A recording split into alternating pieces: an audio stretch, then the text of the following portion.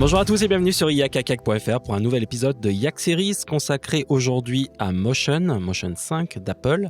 Et c'est la bande-annonce du spin-off de Star Wars Han Solo qui m'a donné l'idée de faire ce Yak Series. Car à un moment donné, dans la bande-annonce, alors je vous invite à aller voir la bande-annonce complète sur YouTube ou sur toute autre plateforme. En tous les cas, je voulais vous montrer juste une partie. Donc c'est la partie où on dévoile en fait le logo du film Solo, A Star Wars Story. Et juste ces 4 secondes m'ont donné en fait l'idée de faire plein de choses au sein de Motion parce qu'on peut utiliser pas mal de fonctionnalités de Motion juste avec ces 4 secondes. Et puis je me suis dit ce serait sympa d'avoir un générateur dans Final Cut Pro 10 pour pouvoir avoir ce genre d'effet et mettre ce que l'on veut à l'intérieur de ce rectangle ici. Donc c'est ce que j'ai par exemple ici, vous voyez, j'ai créé donc dans Motion un élément ici. Alors là, c'est l'élément qui est un petit peu rough ici, mais si je vous montre en fait cet élément-là, on va cliquer ici, on va faire un petit Shift Z là. Ce qui va être intéressant, c'est que comme c'est un texte et que c'est un projet Motion, je peux à tout moment mettre ce que je veux à l'intérieur. Et ce qui est intéressant ici, c'est que je vais vous montrer que globalement, l'élément s'adapte automatiquement en fonction du lettrage ici au niveau de la taille. Je pourrais mettre quelque chose de beaucoup plus long, vous voyez, un yak par exemple, comme ceci. Il n'y aura pas de souci avec plein de K à la fin, ça va s'agrandir automatiquement. Voilà. Donc je vais vous montrer un petit peu comment faire cela dans Motion. Et ce qui est intéressant, c'est que ça va mélanger plusieurs techniques, plusieurs fonctionnalités qui vous permettent de réviser un petit peu vos basiques de Motion. Donc on y va. Alors plusieurs moyens, je vais mettre à disposition sur le site yakakak.fr le générateur, donc ça va vous permettre de le télécharger et puis ensuite soit de le modifier, soit de l'utiliser tel quel, ou bien soit de voir comment, s'il y a quelque chose que vous n'arrivez pas à refaire, ça permet de voir un petit peu les différences entre votre projet et le mien. Ensuite ici, donc on peut l'ouvrir dans Motion tout simplement. Donc ici j'ai le projet, vous voyez, qui est là, avec l'animation comme vous voyez ici, et puis je peux demander à vous montrer un petit peu les différents éléments. Donc globalement on a le fond étoilé, vous voyez, qui est ici. On a le logo qui est composé de plusieurs éléments, voilà, avec les différents textes, voilà, le solo et autres. Ce qui va être le plus dur à réaliser en fait en 3D, et c'était la question que je me posais, c'était justement sur ce cadre ici, car il n'est pas possible, autant tout ce qui va être titrage, lettres, fonte vont être possibles d'être extrudés et donc d'être en 3D. Autant un dessin vectoriel que vous faites, il est impossible de l'extruder. Donc c'est un peu un mystère parce que je pense que le moteur graphique est capable de générer cela. Apple pour l'instant n'offre pas cette possibilité, c'est bien dommage. Alors sinon il y a d'autres logiciels, des plugins comme MObject chez Motion VFX, mais du coup ça rajoute un plugin. Là je vais vous montrer une solution pour avoir ici ce petit rectangle ouvert de façon gratuite, assez simple. Alors pour cela, on va aller sur Safari. Alors la première chose, c'est de télécharger la fonte Death Star ici, qui est disponible sur le site dafont.com. Alors il existe plusieurs typographies autour de Star Wars. Si vous avez des meilleurs typos, n'hésitez pas à utiliser celle-ci. Et puis l'autre chose donc, que je voulais vous montrer, c'était comment réaliser le contour, vous voyez, qui est ici, tout simplement. Alors pour cela, je suis allé dans Affinity Designer. Donc il y a un logiciel vectoriel qui permet de dessiner en 2 dimensions, vous voyez, des éléments, mais en vectoriel. Alors vous pouvez le faire dans Illustrator, dans tous les logiciels capables d'exporter au format SVG, donc qui est un format vectoriel. Donc ici j'ai refait le logo, mais globalement ce qui va m'intéresser, c'est uniquement, vous voyez, ce rectangle ici arrondi. Globalement, tout ce qui est titrage, j'en ai pas besoin parce que je vais le faire moi-même dans Motion. Mais je l'ai utilisé en fait pour m'aider à dessiner justement ce contour au niveau des proportions. Et donc ce que je vais exporter, ça va être uniquement cet élément-là. Donc pour dessiner cet élément-là, je suis parti d'une forme toute simple, vous voyez, d'un carré comme ceci, dans lequel j'ai ouvert en fait tout simplement l'élément. Ce qui est important de faire, c'est dans Affinity Designer, donc la fonctionnalité dans Calc, de dire qu'on va vectoriser le contour. Car sinon, vous allez avoir un rectangle blanc au lieu d'avoir le contour, et du coup ça ne va pas marcher. Donc le fait de dessiner en fait ce contour et de le vectoriser, c'est qu'on va pouvoir le sauvegarder au format SVG. Donc, je vais pouvoir exporter, vous voyez, comme ceci, au format SVG, boum, boum, boum, boum, on laisse tout par défaut. C'est aussi simple que ça. Et puis, je vais mettre cadre, tout simplement, SVG. Et grâce à ce format-là, je vais pouvoir convertir en fait en une police de caractères en fonte via un site web qui s'appelle Glyphter. Alors il y a beaucoup de sites. Moi j'ai découvert ce site via Mark Spencer de MacBreak Studio. Et donc sur glyphter.com, vous allez voir, c'est assez simple. Il suffit d'avoir donc votre objet, vous voyez ici, votre format SVG, ici, voilà. Et puis après, ben, vous pouvez le glisser tout simplement sur le site. Alors là, je le mets sur A majuscule. Et donc, vous voyez que là, maintenant, j'ai bien le contour qui apparaît. Si vous voyez un rectangle blanc, ça veut dire que le contour n'a pas été vectorisé. Donc, ça peut poser problème. Alors, vous pouvez mettre, vous voyez, en fonction des lettres, plusieurs objets. Hein, je pourrais mettre ben, le billet, par exemple là. Je pourrais glisser le billet, ainsi de suite. Donc, A, B, C, D. Comme ça, vous pouvez créer votre propre alphabet globalement ici. Bon, ce qui est important, c'est que c'est bien le A majuscule qui est présent ici. Et ensuite, je vais pouvoir donc télécharger la fonte. Donc, vous cliquez ici. Soit vous faites Just Download, soit vous pouvez vous inscrire ici pour avoir des informations sur le site. Vous êtes limité à un certain nombre de fontes. Donc, il y a un mode premium qui vous permet de créer autant de fontes que vous voulez, tout simplement. Donc, moi, j'ai déjà sauvegardé. Une fois que vous l'avez téléchargé, il faut l'installer sur votre système. Et puis après, relancer Motion, Final Cut et tous les autres logiciels pour pouvoir l'utiliser. Une fois que vous avez ça, il suffit maintenant de retourner dans Motion. Voilà, et on va pouvoir travailler avec. Alors, ce que je vais faire, je vais tout simplement créer un nouveau projet. Voilà, comme ceci. Je vais peut-être fermer celui-là. Voilà. Donc, je vais créer un nouveau projet. Pour là, on va le faire, c'est juste le générateur en 720 à 25 images. Voilà, comme ceci. Et je vais faire ouvrir, tout simplement. Pas besoin de créer un titre obligatoirement pour Final Cut. On peut le faire après. Voilà, comme ceci. Je vais nettoyer un petit peu tout ça. On va faire de la place. Et puis, on va démarrer par recréer en fait notre logo, tout simplement. Alors, je vais démarrer par le solo. Donc, le nom ici, solo ici. Je vais pouvoir le sélectionner ma petite palette ici et définir que la fonte que je vais utiliser, donc, c'est Death Star, qui doit être tout là-haut. Voilà, comme ceci. Et je vais pouvoir changer sa taille. Voilà. Et ce que je vais demander, c'est que je vais demander à centrer le point de pivot. Vous voyez ici, si je vous montre le point de pivot qui est là, vous voyez, il est bien au centre. Voilà, c'est plus ou moins important pour plus tard. Et puis je vais demander à centrer donc le texte, voilà, comme ceci. Et puis ensuite, je vais demander à créer le contour, tout simplement. Donc pour cela, je reprends mon outil texte. Et puis, je vais sélectionner ici, cliquer dessus, et puis faire A majuscule. D'accord? A majuscule, parce que c'était là, sur la lettre A majuscule, que j'avais glissé mon fichier SVG. Et puis ensuite, je vais demander à choisir la fonte. Alors, j'ai dû laisser, vous pouvez modifier le nom, mais moi, j'avais dû laisser, voilà, Glyphter, comme ceci. Et donc, du coup, vous voyez que je récupère cette fonte. Alors, je vais pouvoir grossir la valeur et même aller au-delà. Alors là, je ne peux pas, vous voyez, dans la palette. Je vais aller dans l'inspecteur. Je vais fermer la petite palette ici. Et puis, je vais demander à aller grossir ici la fonte. Je vais demander à centrer le point de pivot comme cela. Et puis, je vais demander voilà, à ajuster un petit peu l'élément. Voilà. Hop, comme ceci. Je vais juste modifier un petit peu la hauteur, comme cela, et recentrer mon élément. Donc ça, c'est pas mal. Alors, on peut... vous voyez qu'avec la fonte ici, il me met le bord de ma fonte beaucoup plus bas. Même si je modifie la hauteur, donc je pourrais modifier la hauteur du point d'ancrage, vous voyez, mais ça ne change pas en fait la hauteur. Pour corriger ça, globalement c'est assez simple, il suffit, et comme on va l'utiliser, de passer votre texte ici en 3D, et donc du coup on n'aura plus ce problème-là de décalage. Alors je le fais ici parce qu'on va avoir besoin justement du bord de ce cadre pour plus tard. D'ailleurs, je vais mettre aussi l'autre texte en 3D pour le moment, voilà, comme ceci.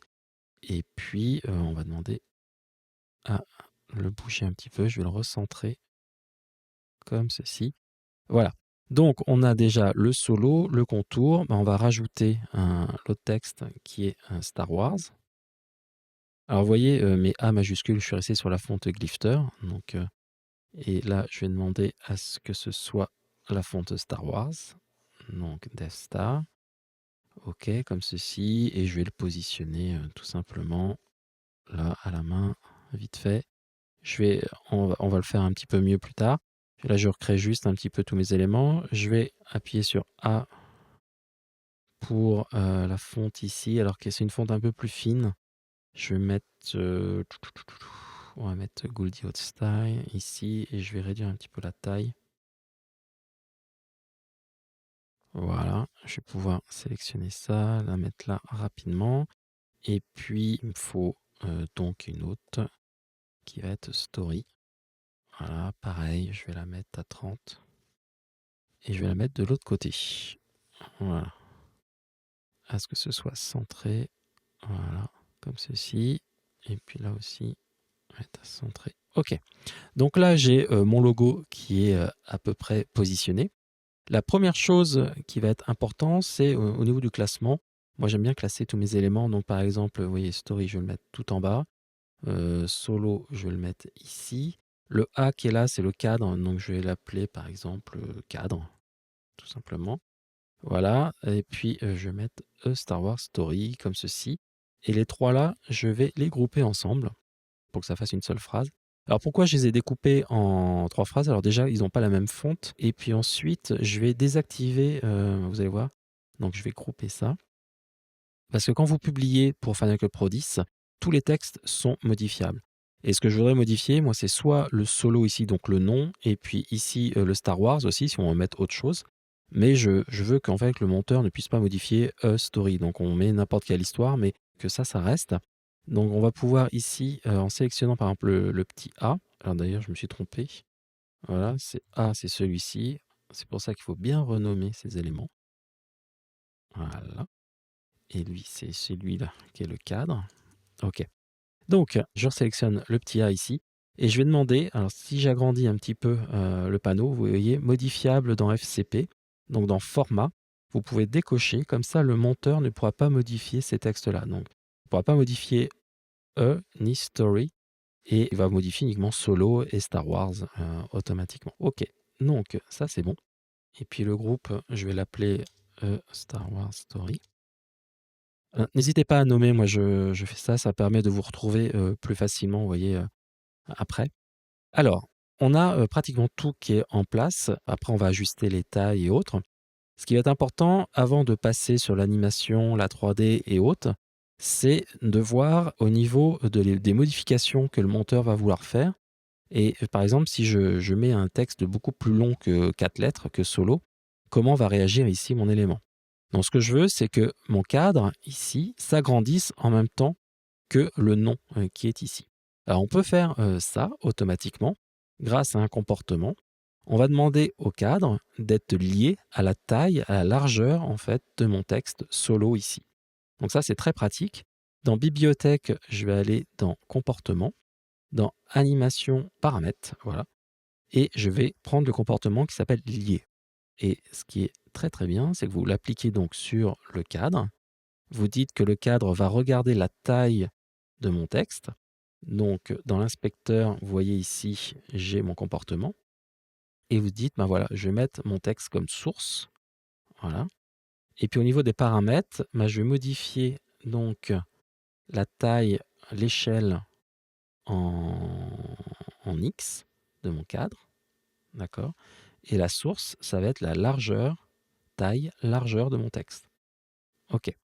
Alors par défaut, quand vous voyez, il ne se passe rien parce qu'il est désactivé par défaut. Si vous l'activez, vous allez voir que du coup, il se base en fait sur la largeur ici de mon texte.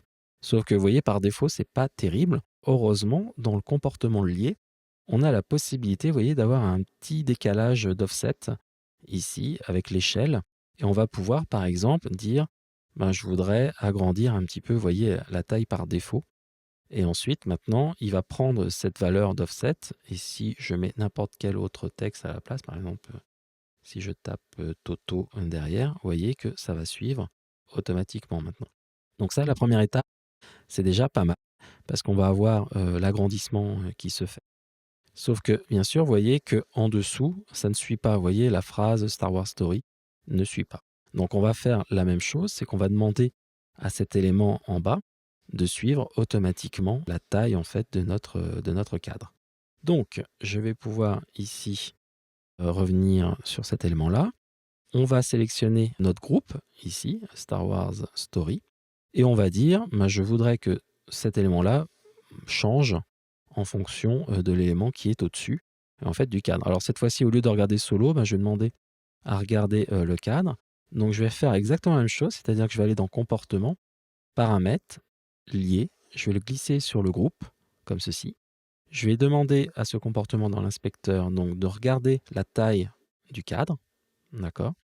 Et je vais donc lui dire de changer l'échelle, alors transformer, échelle, et cette fois-ci je vais tout prendre, parce que si je prends juste X, ça va juste déformer donc en largeur mais pas en hauteur, donc ça va complètement changer le ratio de mes fonds. Donc je vais prendre tout ici, et puis je vais dire qu'il regarde la taille donc de mon cadre.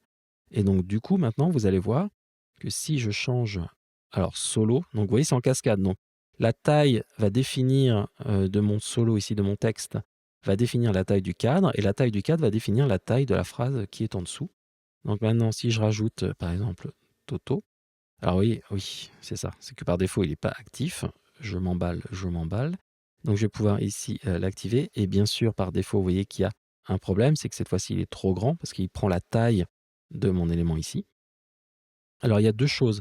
Je vais pouvoir prendre ici mon élément, vérifier le point d'ancrage. Voilà, alors le point d'ancrage, il est bien centré, ça va. Et pour que ça s'agrandisse en fait au même endroit. Et puis ce que je vais demander donc au niveau de mon comportement, c'est de changer donc l'échelle. On va mettre, donc on a mis un peu, on va baisser un petit peu l'échelle. Et 0,8, 0,6 pour voir. 0,65, c'est pas mal. On peut mettre peut-être 0,64. Voilà, là on est pas mal, comme ceci. Et puis maintenant, du coup, on peut vérifier. Donc cette fois-ci, si je modifie mon élément, la problématique, c'est que vous voyez que ça ne suit pas obligatoirement la hauteur. Alors ce qu'on va demander, en plus de comment... Alors je vais juste vérifier quelque chose. C'est que le point d'ancrage, vous voyez, de mon groupe, il est là-haut. Et je vais demander à ce qu'il soit au centre de mon élément plutôt. Voilà, ici. Comme ça, du coup, j'aurai moins ce décalage. Là, c'est mieux. Mais vous voyez que j'ai un problème, c'est que plus mon texte va être grand à l'intérieur et plus lui va grandir, sauf qu'il va aller vers le haut. Alors, ce qu'on peut demander, c'est essayer de contraindre la phrase du bas avec le bas de mon cadre, ici, parce que si je suis assez clair. En tous les cas, je vais vous montrer comment ça se passe. On peut demander à ce que ici, donc cette phrase qui est en bas, s'aligne sur le bas de mon cadre qui est ici. Pour cela, toujours dans Bibliothèque, je vais aller dans Comportement, je vais aller dans Animation standard, et j'ai le comportement aligné sur. Alors j'avais fait une vidéo, Niac Series déjà sur ce comportement, avec des tableaux en 3D de statistiques. N'hésitez pas à aller regarder, je vous mettrai le lien dans la vidéo de ce Niac Series qui vous explique en détail ce comportement-là. Je vais donc l'appliquer sur mon groupe ici. Et globalement, aligner sur, c'est comme son nom l'indique, ça me permet d'aligner donc le texte ici. Je vais aller dans l'inspecteur, vous allez voir, c'est très simple. Je vais demander à l'aligner donc sur le cadre, donc qui est là. Et par défaut, il dit j'aligne donc le centre de mon élément. Alors moi, je vais demander dire que ce soit le haut de l'élément, donc de ma phrase. Je voudrais que le haut s'aligne avec le bas du cadre. Et donc ici, je vais choisir au niveau du cadre, je voudrais qu'il s'aligne avec le bas du cadre, tout simplement. Alors vous voyez qu'il y a un petit décalage encore, mais je vais faire un petit offset, tout simplement. Voilà, un petit décalage, je rentre en X, on va mettre 38, voilà à peu près. Et puis après en hauteur, on va pouvoir réajuster comme ceci. Voilà, on va mettre 12 pour voir ce que ça donne. Voilà, là c'est pas mal. Alors, je vais faire commande U accent, voilà, comme ça, pour voir. Et donc, du coup, maintenant, si je rajoute Toto à solo, vous voyez que, alors, il y a encore un petit peu, je pourrais peut-être le mettre un petit peu plus bas. ici. Mais je vais demander aussi, au niveau du comportement, c'est qu'au niveau de la taille de mon cadre, ce soit fixe ici et pareil ici aussi pour voir ce que ça donne. Donc là, si je mets par exemple R1, voilà, là ça marche un peu. Si je mets des N, voilà, ça compense un petit peu. Voilà, j'ai mon élément qui est là. Ok, donc on est pas trop mal ici. Et donc maintenant, bah, on a tous les éléments pratiquement. Tout est synchronisé par rapport au texte de mon élément ici. Ce que je vais demander, c'est juste par rapport, par exemple, ici, donc je vérifie bien que j'ai décoché le modifiable dans, d'accord? Donc ça, c'est bon. Et puis, je pourrais peut-être réduire un petit peu la taille. Je vais laisser comme ça va être simple. Donc, maintenant, il me faudrait un fond étoilé. Donc, je vais avoir le groupe ici, je vais appeler ça logo. Voilà, comme ceci. Je vais créer un nouveau groupe. Voilà, que je vais appeler ciel ou galaxie. Je vais le mettre en dessous. Alors, en dessous, pas à l'intérieur. Voilà. Pour bien vérifier, fermez votre dossier. Et puis là, je vais demander à importer donc dans ce dossier un fichier. Donc là, c'est un fichier que j'ai trouvé sur Google Images. Voilà, de ciel étoilé. Sauf que vous voyez, par défaut, il n'est pas obligatoirement, il est très bleuté et autres. Il y a beaucoup d'étoiles. Donc ce que je vais demander, c'est aller dans les filtres. Ensuite, dans couleurs, je vais pouvoir ajouter, par exemple, teinte, saturation et puis contraste, par exemple. Puis dans l'inspecteur, alors je vais baisser la saturation, pardon. Voilà, pour avoir pratiquement du noir et blanc. Ensuite, au niveau de la valeur, je vais pouvoir aussi baisser un petit peu l'élément et je vais contraster ici beaucoup plus et voir avec le pivot ce que je peux. J'enlève en fait un maximum d'éléments ici. Ok, donc j'ai ma galaxie qui est présente ici. Et puis maintenant, on va passer un petit peu à la 3D et puis à l'animation 3D des éléments. Alors, pour la 3D, on a pratiquement tout fait au niveau du texte ici. On va juste maintenant affiner les valeurs. Avant cela, je vais rajouter, donc on va avoir besoin d'une caméra. Je bascule en 3D. Mon projet, voilà, donc j'ai une caméra. Donc si pour voir cette caméra, il faut passer dans le mode perspective. Voilà, ici. Et donc du coup, vous voyez que je peux tourner et voir ma caméra de l'autre côté. D'accord, comme ceci. Hop, voilà. Et puis, donc j'ai différentes vues, hein. Ma vue de devant permet bien de voir ce qui se passe sans trop de déformation via l'optique. Ensuite, j'ai ma vue de caméra telle qu'elle, voilà, comme ici. Et la vue perspective qui va être utile justement pour affiner un petit peu mes réglages. Vous voyez, je vais pouvoir tourner. Alors, je pourrais mettre, on va mettre une demi-résolution pour que ça aille peut-être un petit peu plus vite. Oui, quoique. On va mettre pleine quand même. Et puis, je vais zoomer un petit peu à l'intérieur parce que on va s'intéresser maintenant un petit peu à tous les éléments qui sont ici. Alors, on va aller donc dans le logo et au niveau du cadre, je vais demander à le sélectionner. Voilà, je vais demander à afficher ici mes éléments là et mon cadre, il est là. Voilà, et je vais demander dans apparence, donc on avait coché texte 3D et je vais pouvoir au niveau de la profondeur augmenter, vous voyez, la profondeur de mon tracé, d'accord? Et puis, du coup, on pourra demander aussi à changer la couleur. Alors, je pourrais mettre différentes valeurs, hein. Je pourrais mettre du métal, par exemple. Si vous voulez mettre un métal en or, voilà, en fonction des éclairages et de l'environnement. Moi, je vais repartir sur du simple et du basique, comme dirait Orelsan. Et je vais sélectionner ici une couleur, par exemple orangé, un petit peu comme ça. On va ajuster comme ça. Et puis, je vais faire la même chose sur le texte. Ah oui, alors dernière chose aussi, on peut choisir le type de contour ici. Alors, il faudrait voir sur le logo, le véritable logo, on pourrait regarder un petit peu, vous voyez, c'est assez dru, mais c'est pas droit en fait. Il y a quand même un petit biseau sur l'original. Pareil pour les lettres. Donc ce qu'on va faire ici, c'est qu'on va dire qu'on va prendre du rond, mais on va baisser en fait les biseaux, la force des biseaux. Je vais mettre de 2, vous voyez, pour que ce soit un petit peu plus droit. Et je vais faire la même chose pour le texte. Donc le texte, on va changer la couleur aussi, quelque chose comme ça, un petit peu plus jaune, jaune mais pas vert, voilà. Et au niveau donc bord avant, je vais réduire ici la taille des bords avant et je vais passer à 2 pour que ce soit arrondi, mais pas trop quand même. Et après, au niveau de la taille, c'est pas mal 10. Si on regarde un petit peu autour, plutôt, ça convient plutôt bien, voilà. On va faire la même chose donc pour en dessous. Donc, alors là, par contre, pour la phrase en dessous, elle est beaucoup moins. On va mettre une profondeur de 2 parce que c'est pratiquement plat en fait. Et je vais mettre du carré. Voilà, parce que la fonte n'est pas la même. Et la couleur, je vais mettre un petit peu la même chose. Voilà. Je vais peut-être la prendre. Vous voyez, vous pouvez prendre aussi mémoriser les couleurs que vous prenez. Ensuite, je vais prendre Story. Je vais faire pareil, texte 3D.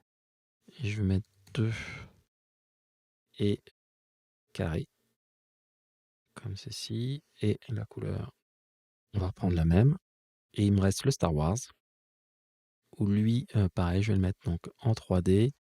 Et par contre, comme l'autre, je vais le mettre voilà, assez plat et très très fin. Voilà, comme ceci, avec la même couleur. Ok, donc on a maintenant le logo qui est là, qui va réagir. Alors au niveau de l'éclairage, je vais le faire un petit peu après qu'on ait fait l'animation. Alors pour l'animation, si on regarde la bande-annonce, globalement c'est juste une rotation 90 degrés qui revient à plat. Donc ce qu'on va faire, c'est que je vais utiliser, alors je vais pas le faire à la main avec des points clés, je vais utiliser la force de motion, c'est les comportements. Donc pour cela, je vais prendre solo, je vais le sélectionner, donc mon texte principal ici. Et puis je vais aller dans la bibliothèque, dans les comportements, je vais aller dans animation de texte et je vais utiliser le séquence de texte, qui est un comportement extrêmement puissant, qui vous permet d'animer beaucoup de choses et de le faire de façon un petit peu automatique. Je vais l'appliquer donc sur mon texte ici solo. Et puis, par défaut, vous allez voir en fait qu'il ne se passe rien, à part qu'on voit une découpe autour de ma lettre S ici. Et pourquoi? Parce que dans séquence de texte, il va falloir lui dire quels paramètres on va vouloir animer. Donc moi ici, je vais lui demander de jouer sur la rotation. D'accord? Donc par défaut, il vous met rotation, mais c'est la rotation en Z, vous voyez, celle-ci.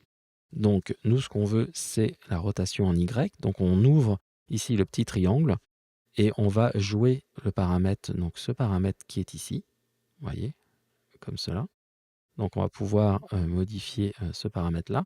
Et puis je vais taper tout simplement 90 degrés, comme ceci. Et donc on voit en fait ici que je vais avoir mon animation. Donc, j'ai mon animation qui est ici.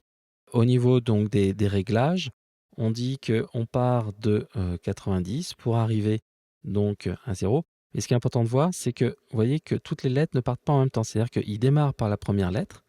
Et une fois que la première lettre arrive à la fin, c'est la deuxième lettre qui passe, ainsi de suite. Donc, c'est une séquence, d'où le nom séquence de texte. Mais il est possible de dire qu'au lieu d'animer lettre par lettre, on peut animer le mot en entier d'un coup. Donc, ce qui permet d'avoir la même animation que dans la bande-annonce, vous voyez, où maintenant, les 4 lettres bougent en même temps. D'accord? Donc, j'ai juste changé dans animer. Je suis passé de caractère à mot, tout simplement. Voilà, comme ceci. Et alors, si vous pensez que vous n'êtes pas à 90, il suffit de passer en vue de devant. Vous n'aurez pas la déformation, la distorsion en fait de la focale. Et là, je suis sûr en fait d'être bien à 90. Voilà, comme ceci. Donc, je repasse par exemple dans ma vue caméra qui est là. Donc maintenant, j'ai mon animation qui est bonne. Voilà. Alors, ce qui est intéressant, c'est que vous pouvez maintenant, et c'est là la force, c'est que lorsqu'on va publier dans Final Cut, c'est que si je change par exemple ici le mot avec motion, vous voyez que automatiquement l'animation suit. Et donc, comme on a fait tout le travail pour que le cadrage et autres tout corresponde, maintenant il n'y a plus de souci, on va pouvoir modifier ce que l'on veut directement dedans. Je vais revenir sur solo, voilà, comme ceci. Alors du coup, on pourrait regarder un petit peu l'éclairage. Soit on le fait maintenant, soit à la fin. On peut essayer maintenant de regarder un petit peu des éléments. Donc au niveau de l'éclairage, c'est dans apparence, au niveau de la 3D. Vous pouvez demander à activer par exemple l'auto-ombrage. Donc ça permet aux lettres par exemple de générer leur propre ombre les unes par rapport aux autres. Ce que je vais demander, on va demander un éclairage en dessus. Alors vous avez différents modes, hein, vous pouvez éclairer de différentes façons. Ou alors vous pouvez mettre des lumières, hein, dans les objets. Vous pouvez ajouter vous-même vos lumières si vous voulez avoir des configurations spécifiques. Il y en a même, vous voyez, qui sont directement disponibles ici. Moi, je vais juste demander, on va mettre en dessus, voilà, l'éclairage. On peut même demander dans l'environnement à choisir les maps d'éclairage. Donc par exemple ici, je pourrais choisir cette map-là, caisson lumineux, ou bien, vous voyez, ce genre de map ici. Bon, bah, je vais rester là-dessus, puis on peut gérer, vous voyez, le degré d'intensité en fait, d'éclairage, la rotation aussi par rapport, vous voyez, à la lumière. Je ne sais pas si on voit, en fait, c'est la map qui entoure l'élément.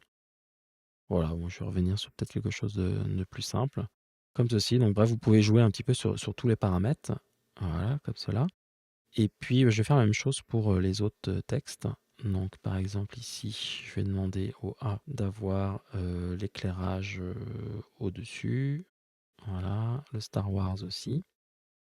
Ils aient tous à peu près le même éclairage. On peut mettre des éclairages différents, hein, c'est pas obligatoirement. Alors là, je suis passé en mode.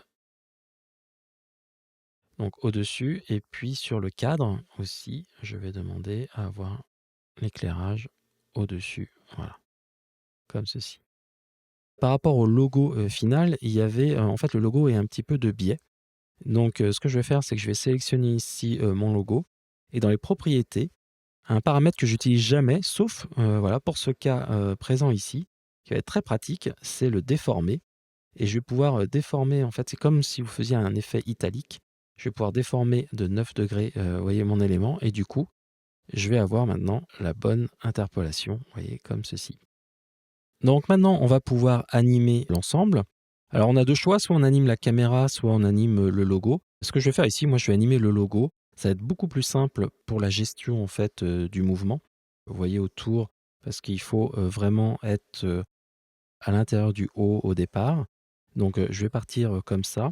Donc au niveau du logo, je vais aller dans propriétés et je vais animer en fait, vous voyez le groupe globalement ici. Alors, je vais mettre des points clés à la dernière image parce que je sais que la position de fin va être plutôt à peu près ceci. Je vais juste le réduire un petit peu. Voilà, je veux que le logo soit de cette taille-là environ. Et puis ensuite, je vais remonter un petit peu vers la moitié. Le dernier, je sais qu'il y a un travelling. Je vais pouvoir zoomer un petit peu sur mon élément, vous voyez, comme ceci. Je vais le faire arriver comme cela. Et puis, je vais ensuite aller ici où je vais. Alors, je vais revenir sur le point clé là, et je vais mettre un point clé. Ah oui, bah, il y a déjà un point clé sur la rotation, donc c'est bon. Et ensuite, je vais revenir ici, et là, je vais pouvoir zoomer à l'intérieur, me déplacer un petit peu sur la gauche, voilà, pour arriver sur ici le haut, et faire une petite rotation. Voilà, je vais pouvoir zoomer un peu plus, hop, me lever comme cela, tourner un peu plus par là, et me déplacer dans l'autre sens. Voilà, comme ceci. Le point de départ, c'était un petit peu ça. Sur la bande-annonce, je vais peut-être, voilà, tourner un petit peu plus comme ceci. Et donc voir ce qui se passe. Donc là, on a l'élément, hop. Ah, c'est pas mal au niveau du. On va peut-être affiner un petit peu plus, mais là, c'est pour vous montrer le principe. Alors, j'ai désactivé ici le fond étoilé, parce que du coup, lui, vous voyez, il est pas affecté. Donc, ce qu'on va faire, c'est que je vais animer aussi le fond étoilé pour quand il y a un dézoom, j'ai cette valeur-là, et on ait plus de matière. Donc, je vais jouer juste sur l'échelle, tout simplement. Je vais mettre un point clé ici à 100%. Et je vais dire qu'au début, alors on va mettre... Alors au départ, on est sur une rotation... Oui. Non, bon, on va mettre un petit zoom, on va mettre comme ceci, léger, pour avoir un petit changement, voilà, de perspective, tout simplement, avec le fond étoilé. Voilà, tout simplement. Ok. Donc on a pratiquement fini, on a même fini ici l'ensemble de l'animation. Il ne reste plus qu'à publier cet élément vers Finkel Pro 10. Alors après, vous pouvez choisir les paramètres que vous publiez ou non dessus, sachant que nous, on a délibérément demandé à ne pas avoir contrôle sur E et Story ici. Donc ce que je vais faire, c'est juste dire, on va publier le modèle, voilà, comme ceci. Je vais créer un nouveau modèle, donc on va mettre titrage Star Wars Han Solo, comme ceci. On va mettre, on va laisser comme ça, on va créer un nouveau thème. On va l'appeler Star Wars. Et catégorie, on va mettre titrage. Ou je vais le laisser dans texte 3D. Il y en avait une, voilà, texte 3D. On va faire publier comme générateur, dans la catégorie IAKK. Voilà. Enregistrer un petit preview pour avoir le film. Voilà. Donc on a l'élément. Je vais pouvoir sauvegarder ici, publier le titrage.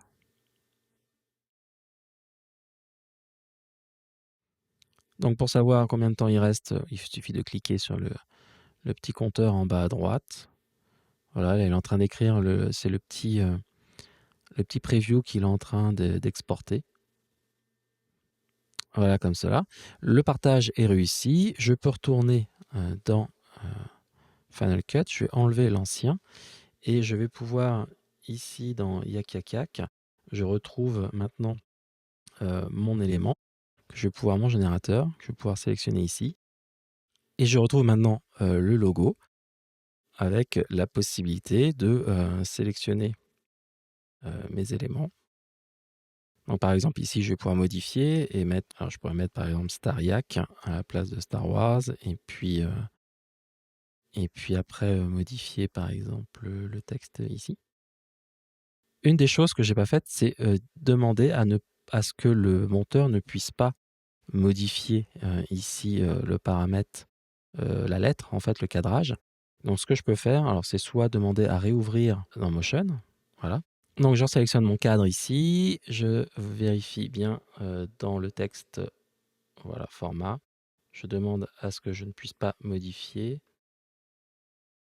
Ici, lui, il est modifiable et là-dedans, il y a lui qui est modifiable, les autres ne sont pas modifiables. Ok, donc tout est bon. Je fais juste maintenant enregistrer.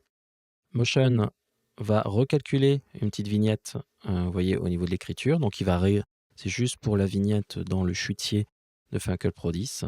Ça me permet de visualiser l'animation et voir que c'est bien le logo que j'ai envie d'avoir, le titrage.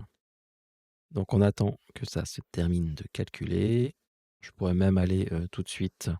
Là, il va m'indiquer via la notification de toute façon que le logo va être bon. Dès que le logo sera fini, voilà, c'est finalisé. Je vais pouvoir maintenant sélectionner le nouveau projet, voilà, comme ceci. Donc maintenant, j'ai le choix uniquement entre les deux textes. Les autres textes ne sont pas cliquables. Je vais pouvoir sélectionner ici ce texte-là, double-cliquer dans l'inspecteur et je pourrais modifier et l'appeler Motion, par exemple, et avoir mon animation. Vous voyez, à la place de Star Wars, on pourrait mettre Star Yak. Voilà, tout simplement. Maintenant, on a le nouveau logo avec l'animation, comme ici. Hop. Alors bien sûr, vous pouvez rajouter derrière des effets de lumière, des lens flares par exemple, ce qu'il y a dans la bande-annonce. Vous pouvez utiliser soit des plugins, soit les faire vous-même. Moi, j'ai laissé le projet sans plugin, bien sûr, pour que ce soit compatible avec tout le monde. Donc ce qu'il faudra, c'est bien la dernière version de Motion et puis la dernière version de Final Cut Pro 10, bien évidemment. Donc voilà pour ce Yakcast qui était un peu long, mais je voulais vraiment vous faire l'ensemble du projet, vous montrer toutes les petites facettes disponibles toutes les fonctionnalités disponibles dans Motion pour réaliser, ce logo était une excuse pour voir certaines fonctionnalités de partage, de liaison entre Final Cut et Motion. Et puis surtout voir au niveau de Motion les comportements de lier, de aligner sur et la création, vous voyez, d'un objet 3D à partir d'une fonte, tout simplement.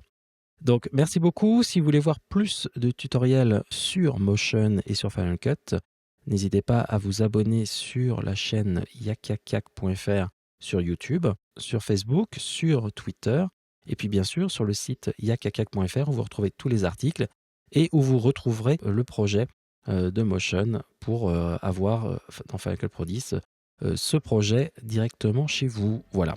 À très bientôt sur yakakak.fr. Ciao ciao. Bye bye.